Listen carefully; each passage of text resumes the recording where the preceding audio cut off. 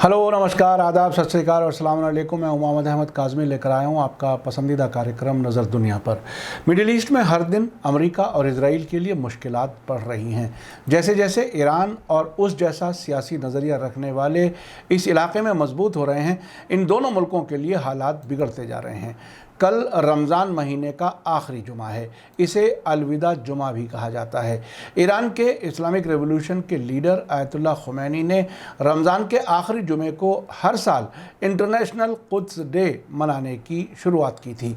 अब तकरीबन दुनिया के हर हिस्से में मुसलमानों के तीसरे सबसे अहम मजहबी मकाम और क़िबला अव्वल मस्जिद अल अक़सा पर इजराइल के ज़रिए गैर कानूनी कब्ज़े के ख़िलाफ़ इंटरनेशनल कुद्स डे पर प्रोटेस्ट होते हैं।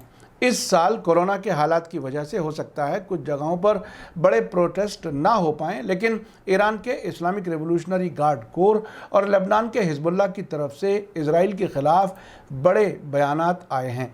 आज के इस एपिसोड में हिजबुल्लाह के लीडर हसन नसरुल्लाह और इस्लामिक रेवोल्यूशनरी गार्ड कोर के सीनियर कमांडर हुसैन सलामी के बयान आपके सामने रखेंगे और साथ ही बताएंगे कि इराक़ में अमरीकी फ़ौजियों के ख़िलाफ़ हमलों के पीछे क्या वजह है। साथ ही इस पर भी चर्चा होगी कि सिर्फ 2 हफ्तों के अंदर इजराइल में कई हादसों के पीछे आखिर किसका हाथ हो सकता है। इराक़ और इजराइल के हालात पर हम आपको बताएंगे कि लंदन के अरबी अखबार रायल यौम का क्या एनालिसिस है। आगे बढ़ने से पहले आपसे गुजारिश है कि अगर आपने अभी तक media star world YouTube channel subscribe नहीं किया है तो सब्सक्राइब कर लें और घंटी दबाना ना भूलें। और अगर आप हमें फेसबुक पर देख रहे हैं तो हमारे पेज को लाइक करें ताकि हमारी हर वीडियो की खबर आपको सही वक्त पर मिल सके। अगर हमारी खबर सच्ची और अच्छी लगे तो अपने व्हाट्सएप ग्रुप, फेसबुक, इंस्टाग्राम और ट्विटर अकाउंट पर ज़रूर शेयर करें ताकि मीडिया स्टार वर्ल्ड की खबरें दुनिया भर तक पहुंच सकें। आज की बड़ी खबर है कि लेबनान के हिजबुल्लाह के लीडर हसन नसरुल्लाह ने कहा है कि इजराइल का खेल ख़त्म हो चुका है, वो अपने जवानों की जान ना गंवाएं। उन्होंने कहा है कि फ़िलिस्तीन की आज़ादी दुनिया में उनके लिए सबसे पाक मकसद है। उन्होंने मस्जिद अल अक़सा की आज़ादी के लिए अपना कमिटमेंट दोहराते हुए कहा है कि इजराइल का कोई मुस्तकबिल यानी फ्यूचर नहीं है, उसकी उम्र ख़त्म हो चुकी है।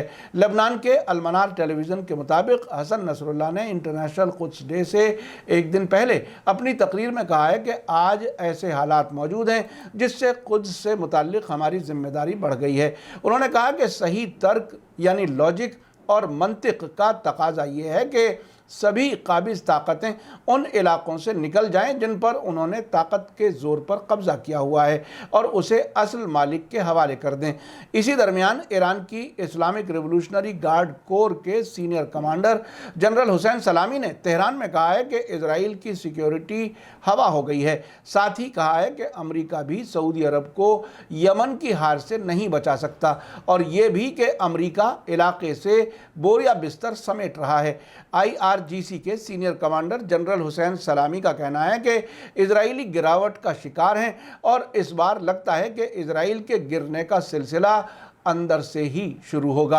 जनरल सलामी ने कहा कि इंटरनेशनल कुद्स डे आने वाला है और बेहतर है कि हम सबसे पहले जनरल कासिम सुलेमानी को श्रद्धांजलि यानी खिराज अक़ीदत पेश करें, क्योंकि वो बैतुल मुक़द्दस यानी मस्जिद अल अक़सा की आज़ादी के झंडा बरदार और इस्लामी मुल्कों में रेजिस्टेंस में जान फूंकने वाले थे। जनरल सलामी ने इलाके और इंटरनेशनल सतह पर हो रही तब्दीलियों के बारे में कहा कि हर सतह पर एक नई सियासी सूरत हाल का सामना है। उन्होंने इलाके से दुनिया की ताकतों के कमज़ोर होने और आहिस्ता आहिस्ता उनके यहाँ से निकलने की तरफ इशारा करते हुए कहा कि ताकत का नया बैलेंस बन रहा है और दुनिया के शैतानी अलायंस और इंटरनेशनल इंपीरियलिस्ट ताकतों ने देख लिया है कि नाकामी उनका मुस्तकबिल है। ईरान के जनरल सलामी ने यमन जंग में सऊदी अरब के रोल के बारे में कहा कि आज अमेरिका सऊदी अरब को एक बड़ी हार से बचाने के लिए कुछ भी नहीं कर सकता और ख़ुद अमेरिका डायरेक्ट या इनडायरेक्ट तरीके से दखल की ताकत नहीं रखता। वो इलाके में बुरी तरह अलग थलग पड़ गया है। अमेरिका यमनी हूथियों के मुकाबले में सऊदी अरब को हार से नहीं बचा सकता, इसलिए वो धीरे धीरे इलाके से बोरिया बिस्तर समेट रहा है, यानी उन्होंने इलाके में अमेरिका की बिगड़ती हालत के बारे में बहुत खुलकर बयान दिया है। इस बीच इजराइल में कुछ ही दिनों के अंदर ऐसे कई वाक़यात और हादसात हुए हैं जो इजराइल के लिए काफ़ी बेचैनी बढ़ाने वाले हैं। 2 हफ्ते से भी कम मुद्दत में तेल अवीव के बेन गुरियन एयरपोर्ट पर आग लग गई। हैफा की रिफाइनरी में भी आग लगी। हैफा में ही अमोनिया जैसी खतरनाक गैस के स्टॉक से रिसाव हुआ। रामल्ला शहर में मिसाइल के कारखाने में धमाका हुआ। एक मजहबी प्रोग्राम में पुल गिर जाने से 45 लोगों की मौत हो गई और 150 जख्मी हो गए। जहरीले पेट्रोलियम प्रोडक्ट के रिसाव की वजह से नॉर्थ में नाकुरा से लेकर साउथ में गजा पट्टी तक पूरा किनारा बंद करना पड़ा। इतने कम वक्त में इतने हादसात होना इजराइल के लिए फिक्र की बात है। कुछ लोग तो कहते हैं कि ये हादसे हैं जो लापरवाही का नतीजा हैं, मगर कुछ लोग इसे अलग हटकर समझ रहे हैं और ये मान रहे हैं कि इन वाक़यात के पीछे कोई है। या तो अंदर ही फिलिस्तीनी रेजिस्टेंस वाली ताकतों की तरफ से कुछ हो रहा है या बाहर से ईरान और हिजबुल्लाह की तरफ से कोई कार्रवाई की जा रही है। हो सकता है कि इन वाक़यात को साइबर टेक्नोलॉजी की मदद से अंजाम दिया जा रहा हो।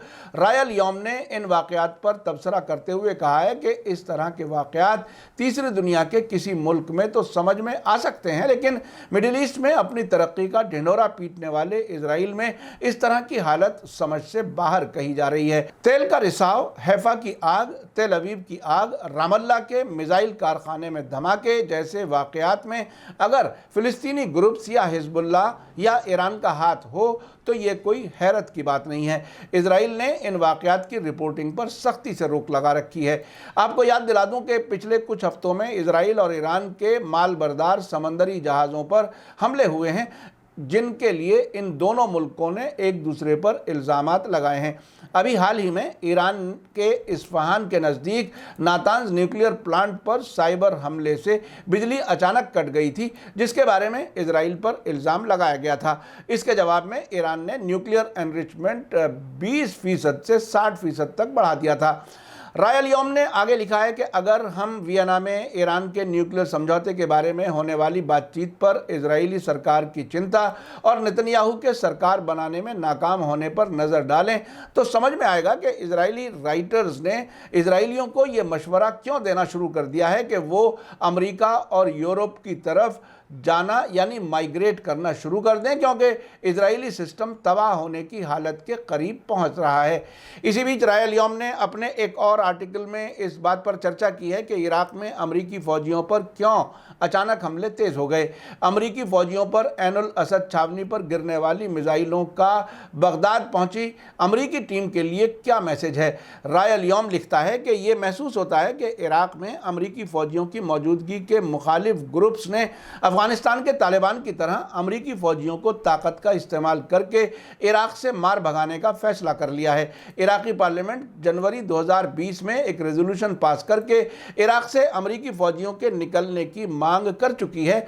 अखबार लिखता है कि ये खबर आई है कि ऐनुल असद छावनी पर 3 दिन के अंदर 3 हमले हुए और हमले तब हुए जब अमेरिका के मिडिल ईस्ट के मामलों के स्पेशल नुमाइंदे ब्रेट मैकगोर्क एक डेलीगेशन के साथ बगदाद के दौरे पर पहुंचे हुए हैं। वे इराक की मुस्तफ़ा अल काज़मी सरकार से इराक से अमेरिकी फ़ौजियों की वापसी के बारे में बात करेंगे। अखबार आगे लिखता है कि हालिया हमला बाइडन की हुकूमत संभालने के बाद से अब तक का 30वां हमला है। शायद सबसे ख़तरनाक हमला वो था जो नॉर्थ इराक के शहर अरबिल में अमरीकी छावनी पर ड्रोन से किया गया था। इस हमले में 2 गैर मुल्कियों समेत 11 लोगों की जानें गई थीं। ये भी ध्यान देने लायक बात है कि ये तनाव ऐसे वक्त में बढ़ रहा है जब अमरीकी मीडिया में ये खबरें आ रही हैं कि वियना में अमरीका और ईरान के बीच इनडायरेक्ट बात सख्त मरहले से गुजर रही है। बाइडन सरकार इराक से अमरीकी फ़ौजियों को वापस बुलाने के लिए तैयार नहीं है। इराकी सिक्योरिटी फोर्सेस की ट्रेनिंग जैसे बहानों से वे इराक में अपने फ़ौजियों को बाकी रखने की कोशिश कर रहा है, लेकिन अगर हमले इसी तरह से जारी रहे तो अमेरिका के लिए इराक में रुक पाना नामुमकिन हो जाएगा। रायल यौम ने जो बात आगे कही है वो काफ़ी अहम है। इसका कहना है कि अमरीकी कहते हैं कि वे इराक से अपने फौजियों को निकाल लेंगे, लेकिन शर्त यह है कि सद्दाम हुसैन की हुकूमत के गिराने में और उसके बाद इराक पर कब्जे में अमरीका ने जो खर्च किया है वो इराकी सरकार अदा करे। ये रकम सैकड़ों अरब डॉलर बताई जाती है। इराकियों को इस मांग पर सीधे इंटरनेशनल अदालत में अमरीका के खिलाफ मुकदमा दायर करना चाहिए कि उसने इराक पर जंग थोपकर और उसके बाद इस मुल्क पर कब्जा करके जो बड़े तबाही के हथियारों के झूठे दावे के साथ अंजाम पाया, उससे इराक को भारी नुकसान पहुंचा है। इसके नतीजे में 20 लाख से ज़्यादा इराकी मारे गए हैं। इसके हर्जाने के तौर पर अमेरिका को कई खरब डॉलर की रकम अदा करनी होगी। अखबार का कहना है कि इराक से अमेरिका को शर्मनाक तरीके से निकलना पड़ेगा, जिस तरह 2011 में इराकियों के हमलों से डरकर उसे भागना पड़ा था। आपने देखा कि अब हालात बहुत तेज़ी से बदल रहे हैं। अमेरिका का इस इलाके में रुकना मुश्किल हो रहा है। इराक में हर दिन अमरीकियों पर हमले हो रहे हैं। इजराइल के अंदर ऐसे वाक़यात हो रहे हैं जिन पर शक है कि फ़िलिस्तीनी रेजिस्टेंस, हिजबुल्लाह या ईरान इनके पीछे हो सकते हैं। हालात इतने बदल गए हैं कि अमेरिका और सऊदी अरब अलग अलग मामलात पर ईरान से बात करने के लिए मजबूर हैं और ईरान इलाकाई हालात को बेहतर करने के लिए सऊदी अरब को पॉजिटिव जवाब दे रहा है, लेकिन साथ ही अमेरिका को सख्त पैगाम दे रहा है कि अगर वो पाबंदियां नहीं हटाएगा तो ईरान वियना बातचीत से अलग हो जाएगा। इन हालात को अमेरिका और इजराइल के लिए बर्दाश्त करना मुश्किल हो रहा है। मीडिया स्टार वर्ल्ड लगातार नज़र बनाए हुए है। जैसे जैसे हालात बदलते जाएंगे आपको हम अपडेट करते रहेंगे। इसी के साथ मुझे दीजिए इजाज़त। आज का एपिसोड कैसा लगा कमेंट्स में ज़रूर लिखें। थैंक यू, धन्यवाद, शुक्रिया। जय भारत, जय हिंद। मीडिया स्टार वर्ल्ड के और वीडियो देखने के लिए हमारे चैनल को सब्सक्राइब करें और सीधे नोटिफिकेशन पाने के लिए बेल आइकन दबाएं। और अगर हमारी खबर सच्ची और अच्छी लगे तो अपने व्हाट्सएप, इंस्टाग्राम, फेसबुक और ट्विटर अकाउंट पर ज़रूर शेयर करें।